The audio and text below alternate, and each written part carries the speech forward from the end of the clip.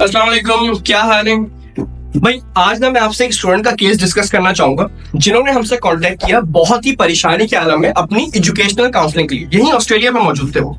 तो मैंने कहा क्यों ना क्विकली इसके ऊपर एक वीडियो करें और आप लोग से शेयर करें, हो सकता है किसी का फायदा हो जाए। अच्छा जी, तो उनका प्रोफाइल मैं आपको बताता हूँ कि पाकिस्तान में क्या था, ऑस्ट्रेलिया में वो क्या कर रहे हैं और हमसे क्यों कांटेक्ट किया। भाई पाकिस्तान का उनका प्रोफाइल ये था कि उन्होंने सॉफ्टवेयर इंजीनियरिंग पढ़ी थी पाकिस्तान की टॉप लेवल यूनिवर्सिटी से। उसके बाद उनकी जॉब हो गई थी, तो वो फुल टाइम जॉब कर रहे थे। उसके साथ साथ उसी टॉप लेवल की प्रेस्टिजियस यूनिवर्सिटी के अंदर वो एज अ लेक्चरर भी काम कर रहे थे। ठीक है, यानी कि फुल टाइम सुबह लेक्चरर थे, शाम में वो जिस कंपनी का काम करते थे, अमेरिकन कंपनी का काम कर रहे थे और एक बहुत ही जबरदस्त टेक्नोलॉजी पे वो काम कर रहे थे। उनकी जो सैलरी थी, जो आईटी वाली जॉब की सैलरी थी, वो अभी आते हुए तकरीबन कोई $4200 से $4500 थी। ठीक है, ये वहां से थी और एज अ लेक्चरर तकरीबन 2.5-3 लाख रुपए वहां से भी आ रहे थे। यानी कि बंदा 10 लाख रुपए क्रॉस कर रहा था पाकिस्तान में। कोई बहुत बड़ी उम्र का नहीं, हमारी उम्र का लड़का है। ठीक है, 10 लाख रुपए क्रॉस कर रहा है और ऐसा कोई खास खर्चा नहीं था। सिर्फ वालदा थी, एक बहन थी, बहन भी शायद पढ़ रही थी कहीं बाहर, और वो सिर्फ वालदा का खर्चा था। ठगे हो गया उनका पाकिस्तान का प्रोफाइल। अब आते हैं ऑस्ट्रेलिया पे, ये इंटरेस्टिंग है भाई। ऑस्ट्रेलिया जब वो पहुंचे, शुरुआत ऐसे हुई कि जो लेने जिसने आना था उसने दिखा दी, स्टार्ट हो गया। कोई 8-10 घंटे एयरपोर्ट पे बैठे, फिर बिलाखिर निकले बाहर। निकलने के बाद होटल लिया रात में, क्योंकि रात की फ्लाइट थी, तो बिल्कुल ही एंड टाइम पे अंधेरे में बाहर निकले और किस तरह होटल लिया।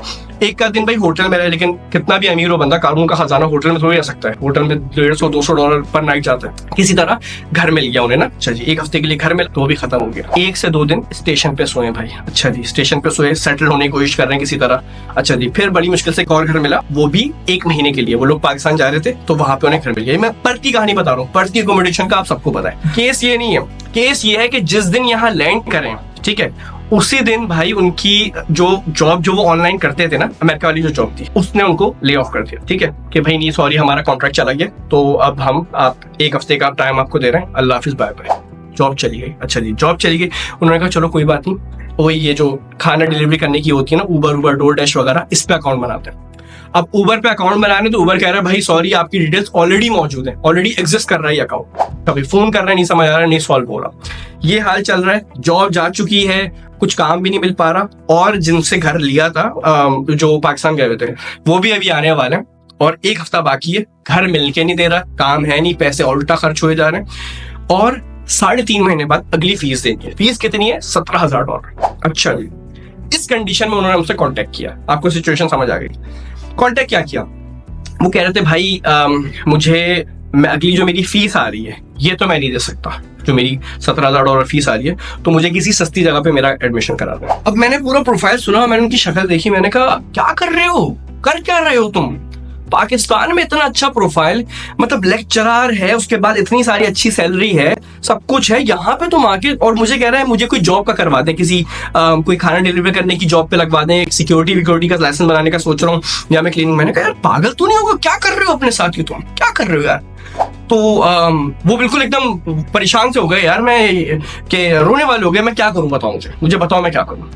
मैंने कहा भाई पहले तो अपनी फील्ड में जॉब ढूंढो, क्योंकि उस टाइम पे रिस्ट्रिक्शन नहीं लगी हुई थी। तो मैंने कहा भाई अपनी फील्ड में आप जॉब ढूंढो, उसमें ढूंढने की कोशिश करो। कह रहे हैं मैं ढूंढ रहा हूँ, नहीं मिल रही। सब यही बोल रहे हैं कि स्टूडेंट वीजा पे हम नहीं दे रहे। मैंने कहा ये बताओ तुम आए क्यों थे यहाँ पे, क्या सोच के आए थे? कह रहे हैं भाई सब जा रहे थे बाहर ऑस्ट्रेलिया। हमने कहा चलो हम भी चले आते हैं, कुछ पता था नहीं, बस गए डायरेक्ट एजेंट के पास, ऑस्ट्रेलिया का निकलवा, तो सब जा रहे हैं, हम भी चले आते हैं। मैंने कहा फीस कैसे निकालोगे, ये क्या सोच के आए थे? कह रहे हैं फीस मैं इससे सोच के आया था कि मेरी ऑलरेडी जो वो आईटी की जॉब थी, उससे मेरे भाई $4,000 अमेरिकन डॉलर आ रहे थे मेरे पास, तो उससे आराम से फीस निकल जाती, ये सोच के मैं आया था। यहाँ तो पता चला वो जॉब भी गई, अकाउंट भी नहीं बन रहा, पता नहीं क्या हो रहा है, बिल्कुल बहुत बुरा हाल हुआ। तो मैंने कहा मुझसे क्या चाहते हैं? कह रहे हैं आप हमें किसी सस्ती जगह का कोई ऑफर निकाल के दे दें। मैंने कहा भाई मैं आपको ऑफर नहीं दूंगा। कह रहे हैं यार मैं कोई 5-6 एजेंट्स के पास ऑलरेडी होके आ चुका हूँ, ठीक है, आपका अपॉइंटमेंट नहीं मिल पा रहा था, तो मेरे पास 5-6 ऑफर लेटर रखे हुए हैं, आप मेरी ये हेल्प कर देंगे, इनमें से मैं किसको चूज करूँ? मैंने कहा भाई मैं ना तो आपको ऑफर दूंगा कि कोई किसी और कॉलेज का, ना मैं निकालूंगा। मैं आपको कहूंगा भाई जॉब देखो, अपनी फील्ड की आईटी की जॉब देखो, अगर उसमें मिलती है तो ठीक है, वरना भाई वापस जाएं आप। तुम यहाँ पे बैठ के तुम चौकीदारी करोगे, वो काम करोगे, मतलब इस काम में कोई बुराई नहीं है, लेकिन यार एक करियर बना हुआ है आपका पूरा, उसको आपने तबाह करके आप क्या कहते हैं, आप कह रहे हो कि मैं यहाँ पे चौकीदारी करूंगा और फीस निकालने के लिए। और उन 2 साल तक जब तक वो मजदूरी करेंगे ना, 2 साल तक वो मजदूरी करते, उसको जंग लग चुका होता। टेक्नोलॉजी आगे जा चुकी होती, जिस टेक्नोलॉजी पे वो काम कर रहा था उससे इंटरेस्ट नहीं होता, वो आगे निकल चुकी होती, फील्ड से बाहर हो चुका होता, फिर पूरी जिंदगी वो यही करता रह जाता, उबर चलाता रहता, टैक्सी चलाता रहता। तो मैंने कहा भाई देखो सॉरी भाई, मैं नहीं कर सकता ये, मैं मेरा बराजराना मशवरा ये, आपने मुझसे मशवरा मांगा है करियर काउंसलिंग के लिए, मैं कहूंगा वापस चले जाएं। 1 वीक का टाइम है, 1 वीक तक अगर आपको कोई जॉब मिलती है तो देखें IT की, वरना वापस आए। अच्छा जी, 1 वीक बाद उन्होंने बताया कि भाई मैंने इंटरव्यूज हुए लेकिन वो स्टूडेंट वीजा पे आके अटक रहे हैं, क्योंकि रिस्ट्रिक्शन भी खत्म होने वाली थी कुछ टाइम बाद ना, कह रहे तो वो उस पर आके अटक रहे हैं, मुझे जॉब नहीं मिल पा रही है। मैंने कहा भाई देखिए मैंने आपको पहले ही कहा था ट्राई कर लें, शादुनाद कभी कभी हो जाता है, IT की जॉब मतलब फील्ड की जॉब मिल जाती है पार्ट टाइम, लेकिन जरूरी नहीं है। मैंने कहा भाई मैं आपको कहूँगा वापस चले जाएं। भाई वो वापस आ गए और वापस पहुंचने के कुछ ही दिन बाद जॉब भी हो गई और उससे ज्यादा सैलरी पे जॉब हो गई। उसके साथ साथ यूनिवर्सिटी ने भी वापस बुला लिया, लेक्चरशिप भी मिल गई और अब उनका प्लान ये था कि अब मैं अपना एक वेंचर भी शुरू करूंगा, अपना बिजनेस भी शुरू करूंगा। तो मैंने कहा अल्हम्दुलिल्लाह, केस क्लोज भाई, जबरदस्त हो गया। लेकिन भाई हैप्पी एंडिंग आपको पता है ना फिल्मों में होती है, सिर्फ कोई 1 से 2 महीने बाद उन्होंने फिर से राब्ता किया। मैंने कहा अच्छा भाई कुछ अच्छी खबर दें भाई, क्या सीन है भाई। इस बार वो लिटरली रोने वाला हो। मैंने कहा क्या हो गया भाई, अब क्या मसला है। कह रहे भाई ये लोग मुझे मार देंगे। मैंने कहा क्या हुआ, कौन मार देगा, क्या मसला है। कह रहे भाई मैं जब से आया हूँ उससे क्वेश्चन पूछ रहे हैं, सामने वाले जो फारिग चच्चा जो होते हैं, वो जो चबूतरे बैठे होते हैं, उनसे लेके दुकान वालों से लेके खानदान वालों से लेके यूनिवर्सिटी वाले, हर बंदा पूछे भाई वापस क्यों आ गए, क्या हुआ। कह रहे मैं सबको यही बता रहा हूँ कहानी कि नहीं यार वहाँ पे सेटलमेंट नहीं हो पाई थी, जॉब वो भी खत्म हो गई थी, बड़ा मसला था, वो उस मजदूरियां करने से बेहतर था मैं वापस आके अपनी करियर को कंटिन्यू कर रहा हूँ। कह रहे कोई नहीं मान रहा। इसी असना में, इसी कहानी में जब कोई नहीं मान रहा, किसी खबीस ने अफवाह उड़ा दी कि भाई प्रोफेसर साहब ने किसी को वहां पे किसी खातून को छेड़ा था, मतलब हरासा किया था और उस वजह से लोग सख्त होते हैं, उनको निकाल दिया। अच्छा हमारी कौम में ना एक ये बहुत वो है कि अच्छी चीज कोई कितनी बताती कोई नहीं मानेगा, जहां कोई उल्टी चीज बताओ ना फौरन यकीन कर लेते हैं, और शहवत दिमाग में ऐसी भरी हुई कि इसी तरह की कहानियां निकालते हैं, उसको छेड़ दिया था, इसने नहीं कर दिया था, और सब यकीन भी कर लेते हैं। तो भाई सबने यकीन भी कर लिया। अब वो कह रहा है कि भाई मेरी सिचुएशन ये हुई है कि मैं बाहर निकलता हूँ ना तो सामने वाले जो फारिग चच्चा हैं वो ऐसे मुझसे पूछ रहे हैं, हाँ भाई मियाँ सुना है कि वो जवानी का जोश बहुत ज्यादा जुनून में आ गया था, कुछ कर दिया तुमने ऑस्ट्रेलिया में क्या। कह रहे हैं वो पूछ रहे हैं, अम्मा की बहनें खालाएं वगैरह अम्मा से पूछ रहे हैं कुछ गड़बड़ तो नहीं कर दी थी इसने, ऐसे कौन आता है ऑस्ट्रेलिया छोड़ के। अच्छा उनका रिश्ता भी हुआ था, मंगनी हुई भी थी, तो ससुराल वाले क्वेश्चन पूछ रहे हैं क्या किया था तुमने, ऐसा क्या हुआ था। ससुराल वालों को और लोग प्रेशराइज कर रहे हैं कि भाई हमें जो है ना बंदा सही नहीं लग रहा है, इसने कुछ गलत किया था, तो अपनी बच्ची देने से पहले नजरसानी करें इस वैशी के ऊपर। ये सिचुएशन है। तो अब वो वर्ज पे है कि उसका रिश्ता खत्म होने वाला है, ठीक है, घर से बाहर नहीं निकल रहा, प्लस हाँ ये भी बताया कि भाई पिछले 4 हफ्ते से मैं यूनिवर्सिटी भी नहीं गया हूँ, पढ़ाने भी नहीं हूँ, छुट्टी ली हुई। क्यों कह रहे यूनिवर्सिटी जा रहा हूँ तो लोग मुझे यूं देख रहे हैं ऐसे करके ना कि ये भाई ये ना इसने छेड़ा था वहां पे ऑस्ट्रेलिया में, निकाल दिया उसको, बातें चल रही है मेरे बारे में। इवन के डीन ने भी एक बार बुला के पूछ लिया, कह रहा तुम्हारी अफवाहें चल रही है, तुमने कुछ किया ऑस्ट्रेलिया में, क्या सीन है, क्यों आ गए तुम। कह रहा वो भी क्वेश्चन पूछ रहे हैं, कह रहा मुझे लोग ऐसे देख रहे हैं जैसे कोई हरासा रही है, यूनिवर्सिटी में ये हाल हुआ तो मैं बाहर नहीं निकल रहा हूँ, घर में बैठा हूँ। मैंने कहा क्या चाह रहे हो बताओ, अब क्या सोचूं। कह रहा भाई मुझे वापस आना है। मैंने कहा क्या कर रहे हो यार, पागल हो क्या।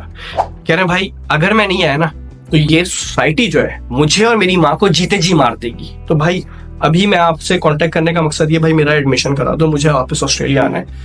कहा ठीक है। उसका मैं सिचुएशन आप समझिएगा, आप समझ नहीं पा रहे हैं कि जो सिचुएशन है कि सोचो वो बाहर निकल रहा है, लोग उसको यूं देख रहे हैं कि ये हरासर है, इसने वहां पे कुछ उल्टा काम किया, क्योंकि सोसाइटी को समझ ही नहीं आती ना ऑस्ट्रेलिया कैसे छोड़ के। खैर कट शॉर्ट करता हूँ पूरी बात को। अब वो ऑस्ट्रेलिया आ गया है, वो लिटरली ऑस्ट्रेलिया आ गया सिर्फ इसलिए, इस सोसाइटी को प्रूव करने के लिए कि भाई मैंने कुछ गलत नहीं किया था, मैंने कुछ गलत नहीं किया था अपना, ताकि उसका रिश्ता बच जाए, वो उसकी माँ को लोग तंग करने बंद कर दें और उसकी जो इज्जत तबाह हो गई थी वो बच जाए। वो सिर्फ इस चक्कर में ऑस्ट्रेलिया आया। और मजे की बात, मैंने पूछा बता क्या है, सब कह रहे नहीं यार मानते नहीं, तो मैं बोल के आया दुबई का। और अम्मा की कॉल आई, उनकी ऑस्ट्रेलिया में थे, वो अम्मी को बोला कि मैं दुबई में हूँ।